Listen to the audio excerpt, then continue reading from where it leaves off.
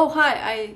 I didn't see you there. I was so in the zone with my drawing. I was just drawing this masterpiece of a circle, and I will be so generous to share it with you today.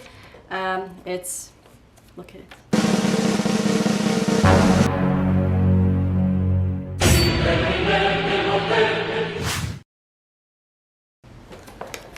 I'm just kidding. It's I designed it in Canva, and here it is. Okay, so first of all, what is circle of fifths? It's this order of keys where each new key is a perfect fifth away from the previous one, and it also has one more sharp or one less flat, and it can be drawn like this or much uglier.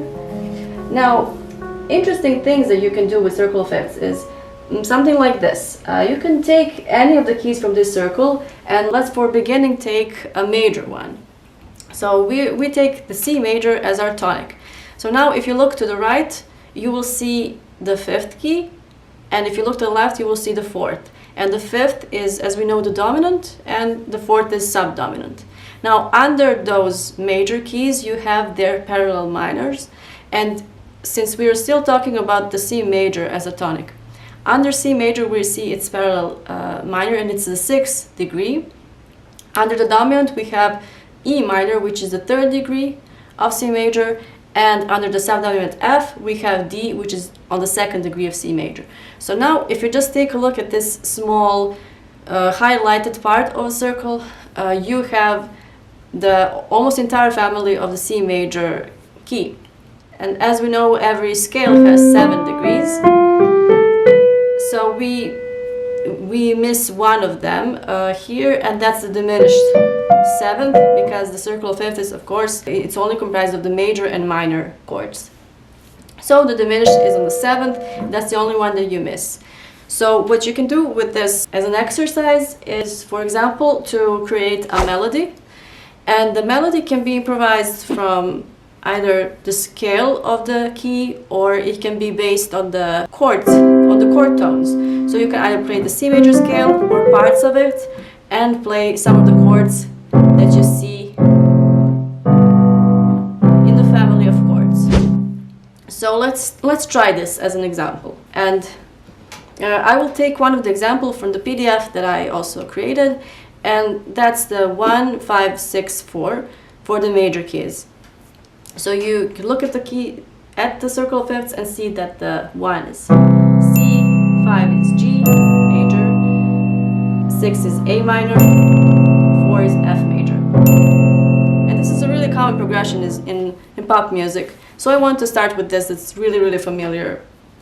And what you can do now is create some melody based on the scale. So let's say we want to start from C downwards. We're going to the next chord, and this note in the melody fits with this chord because it's one of the chord notes. So let's start over again and continue.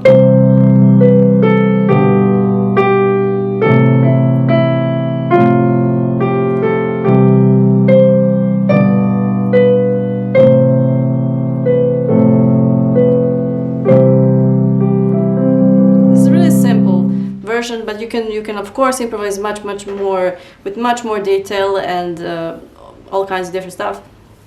But this is just the example. You can of course make your own combination of chords from the ones that you see highlighted, and this way you can move through the circle and highlight any of the circle's sections, making each of the keys new tonic. And now you're looking at the different keys, and they're now dominant and subdominant. So take a look at the PDF and try practicing with the suggested chords first. They're written in there, and then of course try your own as much as you want. Now for the minor keys, let's start from A. To the right you will have E minor. That's the 5th, the dominant. To the left you will have D, which is the subdominant. And now up. Above A you have the parallel major, that's the 3rd. Then above the dominant you have G, which is the 7th. And above the subdominant, we have F, which is 6.